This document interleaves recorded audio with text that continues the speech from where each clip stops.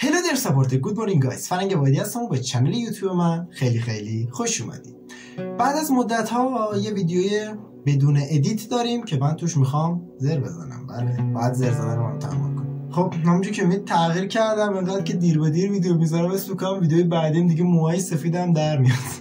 این ویدیو ادیت سنگینی نداره چون فقط من میخوام چند کلمه باهاتون صحبت کنم. راستش من اونجایی که میدونید یه مدتی هست که دیگه چنلمون شده تدوین ماینکرافت و ماینکرافت هخامنشی. خب پس الکی که من نمیتونم بیام از هخامنشی یه چیزی بگم دیگه، پس باید خیلی تحقیقاتم رو زیاد بکنم و راجع به تاریخ بیشتر برم. خب من داشتم تاریخ رو مطالعه میکردم و بعد وسط این که تاریخ رو مطالعه میکردم دقت کردین یه سوالی که همیشه ما ایرانی‌ها خودمون میپرسیم اینه که چی شد که ما به اینجا رسیدیم؟ چی شد که ما به اینجا رسیدیم؟ خب نکتهش اینجاست، ما به جایی نرسیدیم، ما همیشه هم اینجا بودیم. مسخره است ولی ما همیشه اینجا بودیم. ببینید وقتی که آریایا پاشونو گذاشتن، اصلا قبل آریایا آقا، ببینید ما سه حالت داریم که میتونیم بگیم کشور سه تا عمر داره. واسه یه نفر کشور میتونه در حدی عمر داشته باشه که روی برگه ها ثبت شده. مثلا میگم آقا الان فلسطین اصلا روش برگه‌ای ثبت نشد، روش برگه کشوری به نام فلسطین ثبت نشه، یعنی عملا از لحاظ قانونی کشوری به نام فلسطین وجود خارجی نداره. این که هیچ کاری نه، این لحاظ قانونی شه. من بدون هیچ جنایی میخوام فقط چیزی که هست رو راجبش توضیح بدم. از لحاظ دلی میبینیم که مثلا خیلی ها معتقدن فلسطین کشور. خب حالا واسه ایران بذارید اینو بهتون بگم، ما سه حالت داریم که کشوری ممکنه وجود داشته باشه. بعضیا به این اعتقاد دارن اون کشوری که توی کاغذ ثبت بشه یک کشور واقعیه و به عنوان کشور قبول داشته. بعضیا میگن نه، از اولین باری که اسم یک کشور یه جایی اومده و یه تمدنی شکل، یعنی تمدنش شکل گرفته، از اولین بار اون میشه دیگه مبدأ اون کشور. بعضیا میگن نه، از اولین باری که تمدن به وجود اومد روی مرزی، اون میشه اون کشور. خب به نظر خود من این مورد دوم بیشتر قبول دارم. خب چرا؟ الان بیشتر بهتون توضیح میدم که متوجه بشید. بچه‌ها ببینید، ما مبدأ تاریخمون از اونجای شروع میشه، یعنی تو کتابای تاریخی که داریم اکثرا میگن که از دیاکوی ماد، یعنی از آریایایی که میان داخل ایران، اون دیاکوی که حالا میشه اولین شاه ایران، مبدأ تاریخ ایران دیگه از اینجا میدن و خب از اینجا بعدم اسم ایران دیگه کم کم به گوش میخوره به تلفظهای اون روزی. ما میدونیم که مثلا اسم کوروش رو الان نمیگفتن کوروش، برمیگشتن میگفتن کوروش. مثلا یه آدمی توی ایلام مال مثلا پارس، یا اصلا به پارس هم نمیگفتن پارس، میگفتن پارسوا یا پارسواج، اصلا یه اسم متفاوتی داشت. یا مثلا اردشیر، الان ما میگیم اردشیر، زمان هخامنشی گفتن آخراختشه. اسم مسخره، تلفظش هم سخت، شاید هم اشتباه بگم ولی اینجوری بوده. ایران هم همین بوده، ایران هم به مرور اسمش تکامل پیدا کرده و از زمان مادها و آریایی که مهاجرت کردن اصلا اسمش متفاوت بوده. حالا تلفظش الان حضور ذهن ندارم، اگه به ذهنم اومد میون ویدیو بهتون میگم. نکتهش اینه که بعضیا میان و از زمان به حکومت رسیدن دیاکوی ماد میگن که دیگه اولین شاه ایران بوده و مبدأ تاریخ ایران میذارن. اما من مخالفم.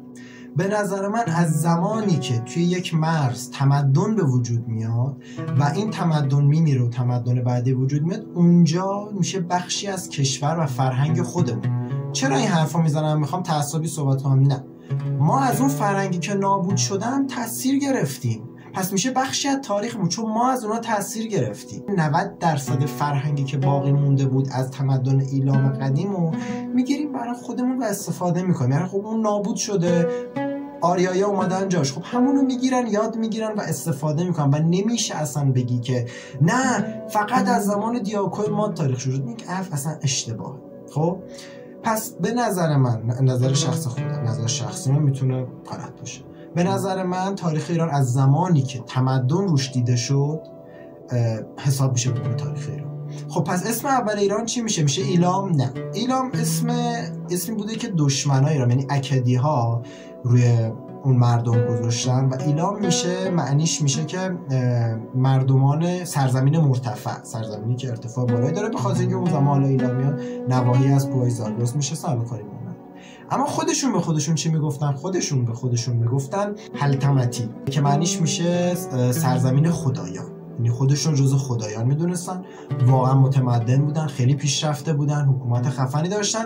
اما از دوره باستان یه دور همون ایلام قدیم یا بهتر بگم حلتمتی قدیم نابود میشه، حلتمتی میانه قدرت میگیره، یه چند تا سلسله داره اونم باز نابود میشه. بعد حلتمتی نو یا همون ایلام نو که تو کتابای تاریخ بهمون میگن اون میاد شکل میگیره و بعد واسه آخرین بار آشور میاد و اونجا رو میزنه با توبره به آشور میکشه. به قول خودش توی کتیبه خودش میگه با توبره با آشور کشیدم، نابود میکنه. و بعد صدام خوب ساکت. و بعد اون موقع آریایی میاد. حالا آریایی ها کی بودن؟ آیا آریایی ها یک نژاد برتر موبلند چشم آبی بودن؟ قطعا نه. مسخره ترین و بیخودترین و چرترین حرفیه که میتونی راجع به آریایی بزنی. اصلا آریایی یک نژاد نبودن. ما چیزی به نام یک نژاد نداریم.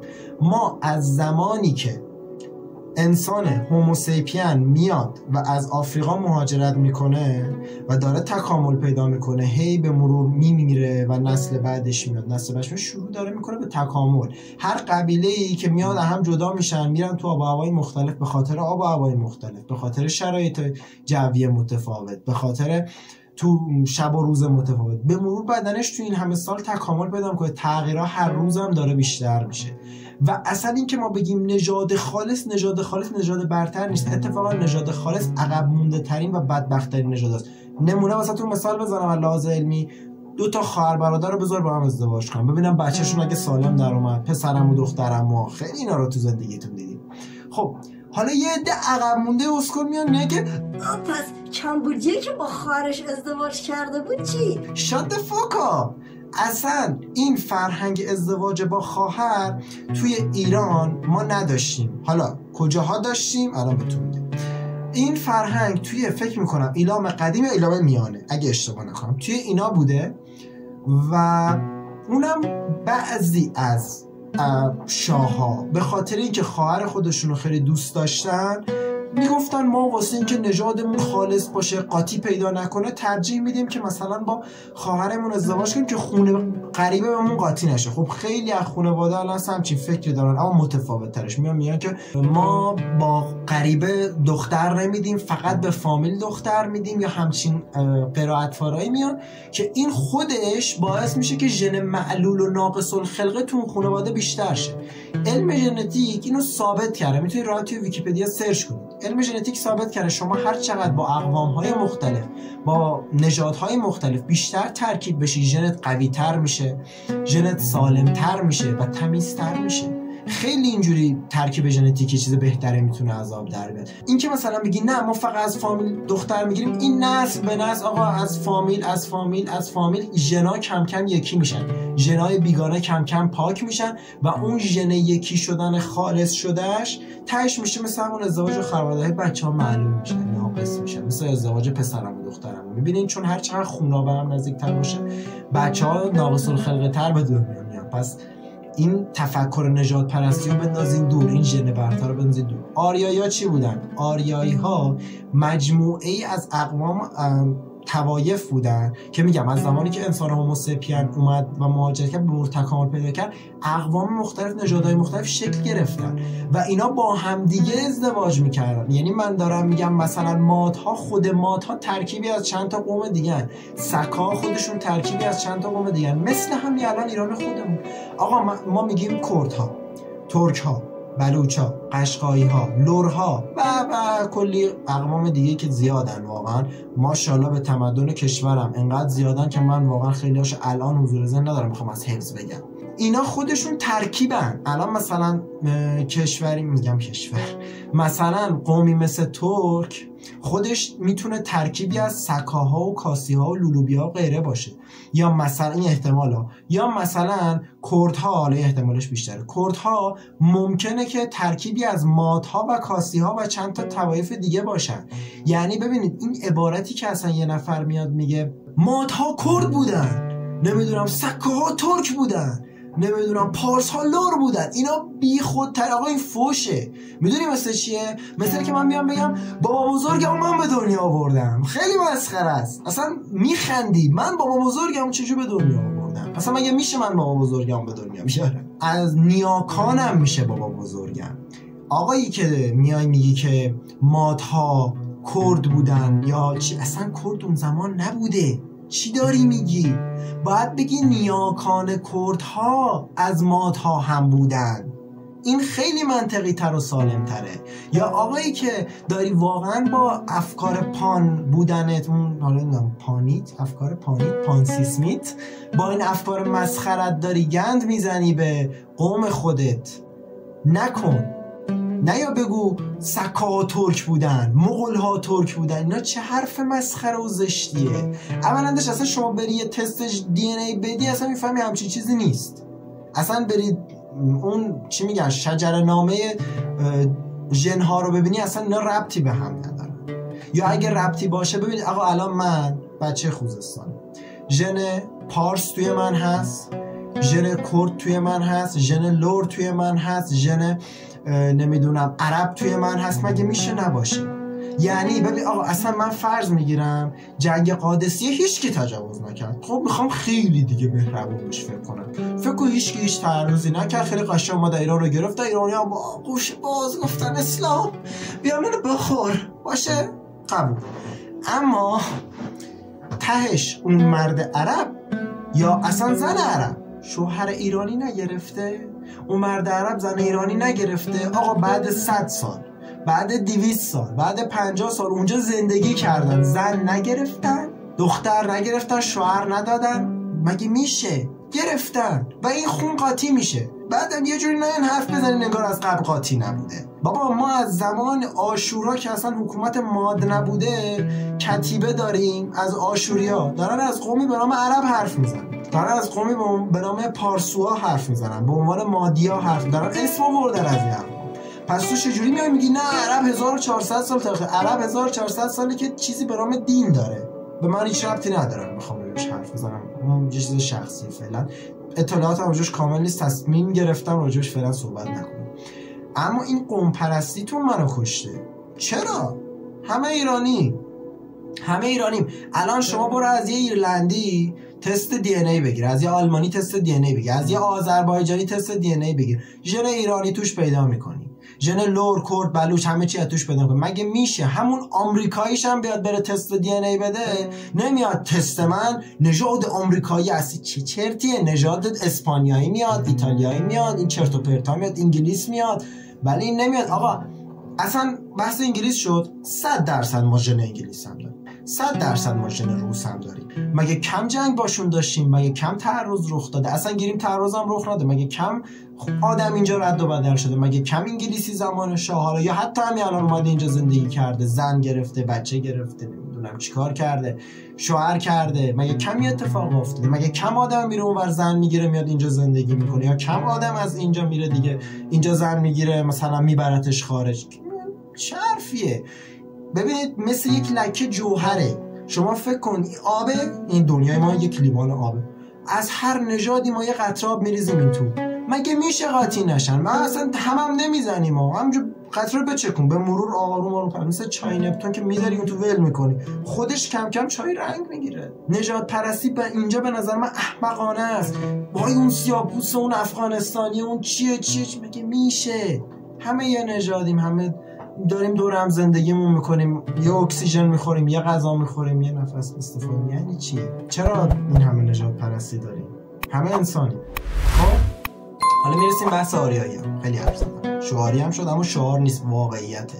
میتونی بری سرچ کنی، چون قشنگه، چون حقیقته و به مزاج بعضیاش خوش نمیاد دلیل نمیشه که تعصبی باشه، دلیل نمیشه که دروغ باشه یا حالا هر چیزی. میرسیم بحث آریایی هم همینجور بودن، چندین اقوام بودن که با هم متحد شدن، دور هم جمع شدن، یه مادی تشکیل شد، یه نمیدونم پارس هایی تشکیل شد. اینا هم ربطی با هم نشه. این میاد اونجا جای ایلام نو رو میگیره و حکومت تشکیل میشه، نمیدونم زندگی به وجود میاد و از اون کارهایی که ایلامیان تو قدیمی همون حلتمتی ها توی قدیم انجام میدادن الهام میگیرن توی سازهاشون، توی پوشششون، توی زندگیشون. 100% کتیبه ها رو حالا میخوندن، ترجمه میکردن تو اون زمان به سبکی که حالا بلد بودن و زندگی میکردن. حالا ما از اون زمان چشم باز کردیم، آشوریا ها دورمون ریخته بود، میخواستن سر به تنمون نباشه. چشم باز کردیم، عوض شد اعراب از اون ور که حالا تازه حکومت اسلامی تشکیل می‌خواستن ما رو بزنن تیکه پاره.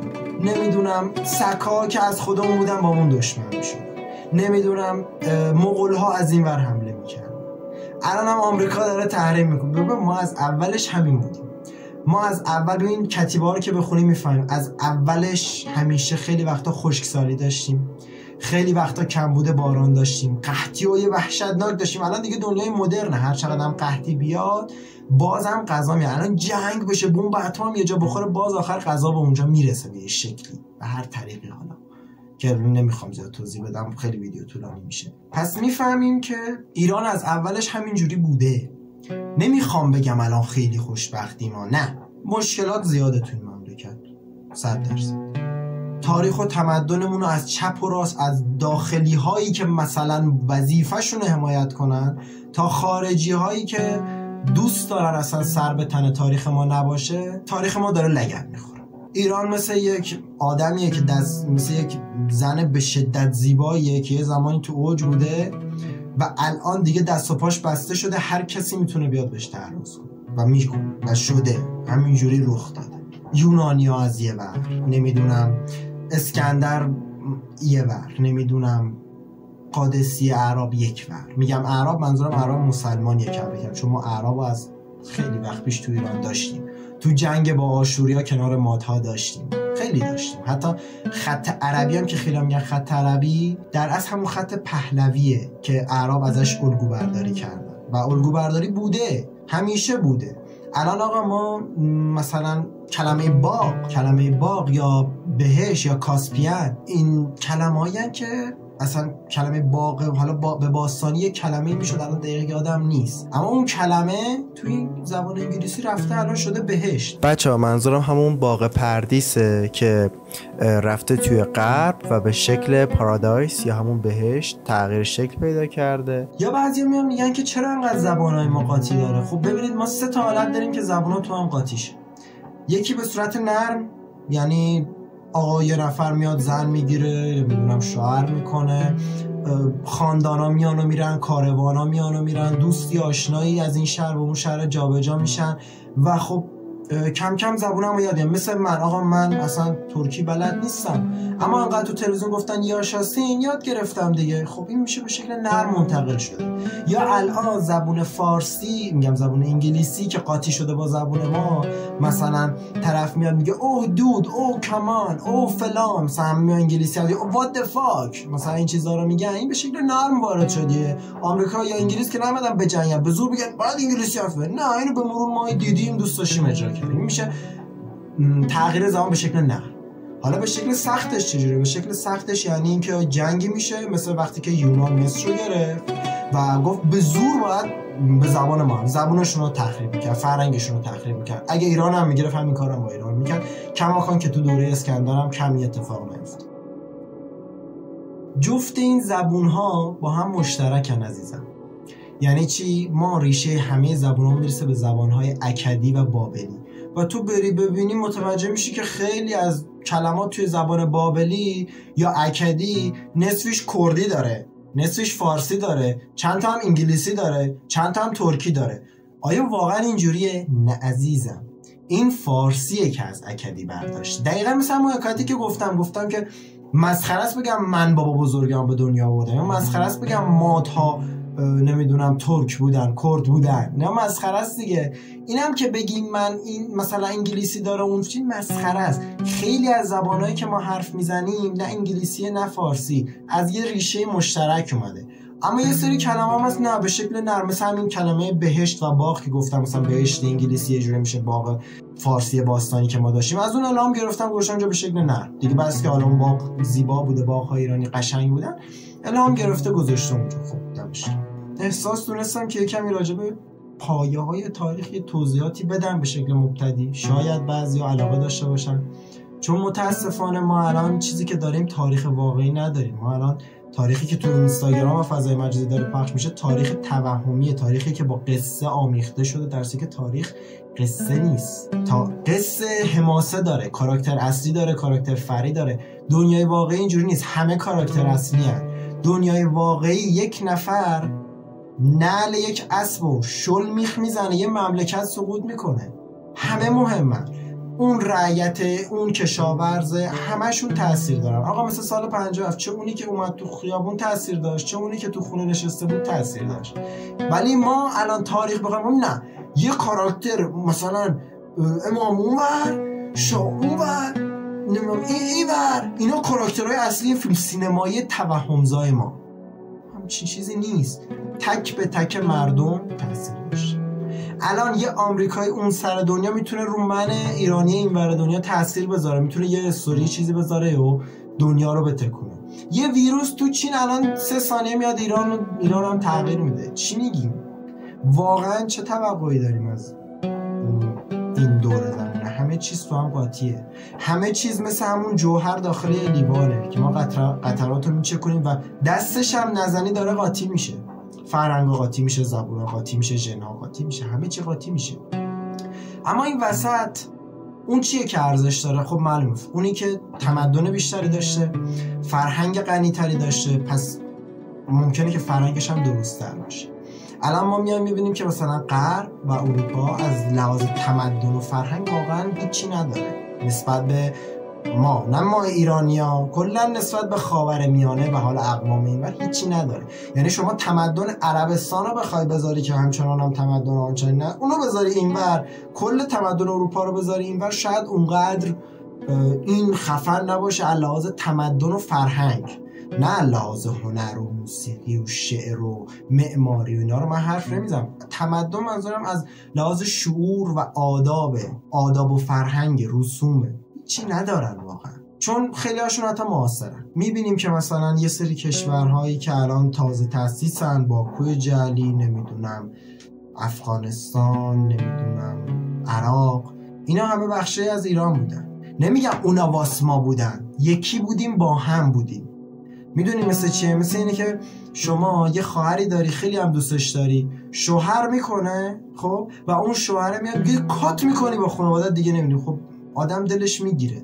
بعد بچه اون خواهرت مثلا 10 سال مثلا 30-40 سال میگذره، بچه اون خواهرت دیگه با بچه خودت دشمنی داره، فکر میکنه آخ ما 2 تا چیز جداییم باید رقابت کنیم. ولی یکی بودن، چی شد؟ چرا اینجوری شد؟ پس میبینین اون چیزی که تو مقیاس بزرگ الان درکش نمی‌کنیم. مثلا اون میاد میگه نمیدونم زنده باد ترک آذربایجان، انگار آذربایجان مال 1000 سال پیش بوده. مثلا تاریخ کم میاره میگه زنده باد چنگیز. یعنی چی؟ من اسکلی، من تختت کمه، چرا من یه حرفو بزنی؟ میان یه حرفا رو میزنن و در حالی که یه زمان یکی بود، یه زمانی یکی بودیم، با هم برادر بودیم. اما لپ کلام همینه که دارم میگم که چرا ما اینجوری هستیم الان و از این مونه و تحریم داریم. آقا ما از اول همین بودیم. از اون دوره‌ای که دوره شکوه هخامنشیانمون بود، همیشه ترس از حمله دشمن داشتیم، همیشه وحشت داشتیم، همیشه خیلی وقتا مورد تحریم و تهاجم و حمله بودیم، همیشه دوست داشتن فرهنگمون رو نابود کنن، دوست داشتن نباشیم از زمین و همین باعث شده که ما پوست کلوف شیم. حالا آمریکا فکر میکنه میتونه با تحریمش مثلا ما رو اذیت کنه، اما داداش مالیدی، ما 2500 ساله وضعمون همینه، ما 2500 ساله که پوستمون کلفته. خب نمیگم کارشون درسته، الان این خنده دردناکه، نباید اینجوری باشه. حق ما خیلی بیشتر از ایناست، حق ما خیلی بیشتر از ایناست. واقعا هیچ کس تو دنیا، نه فقط ما ایرانی‌ها، حقش نیست که همیشه تحریم باشه، همیشه تحت فشار باشه. الان من ایرانی نباید وحشت اینو داشته باشم که وای من الان به خاطر اینکه ایرانیم نمیتونم شاید توی درآمد به یوتیوب مشکل میخورم. چرا بین ترجمه های زبان همه زبون ها از عربی هم هست اما فارسی نیست؟ مشکلت با فارسی چیه؟ یه فیلم یه بازی شاهزاده پارسی این جدیدش اومد، خیلی از خارجی‌ها علاقه‌مندشن زبان فارسی یاد بگیرن. رو چه حسابی تو میای فارسی نمیذاری اصلا واسه چنل تو؟ چرا انقدر با ما بدیم؟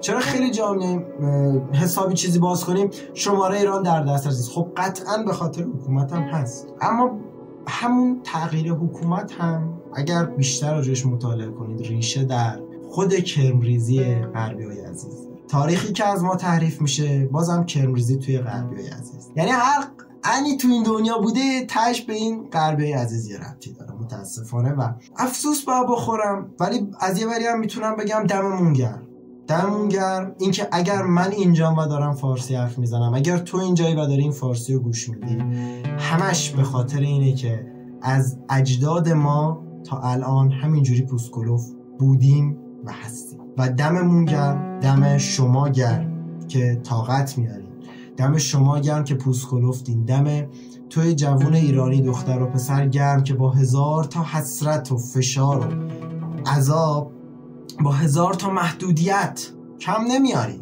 واقعا کم نمیاریم. ما رضوانی داریم، بهترین یکی از خفن ترین برندهای ماشین.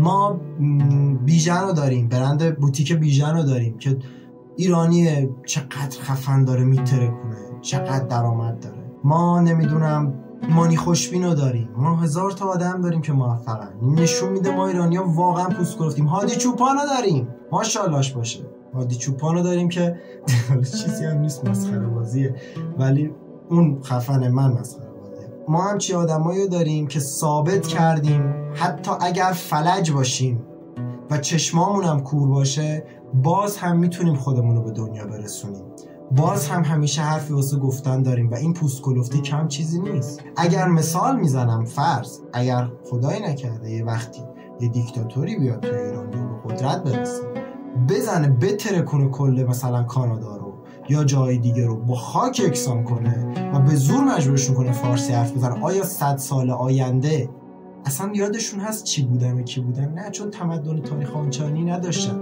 اما ما از 2500 سال پیش، از 3500 سال پیش، از 8000 سال پیش، از اولین مهاجرت آدمای هوموسیپینایی که اومدن تمدن ایجاد کردن، حلتمتی رو تشکیل دادن، کاسی ها، لولوبی ها، مات ها، پارت ها، پارسا، همه اینا رو تشکیل دادن.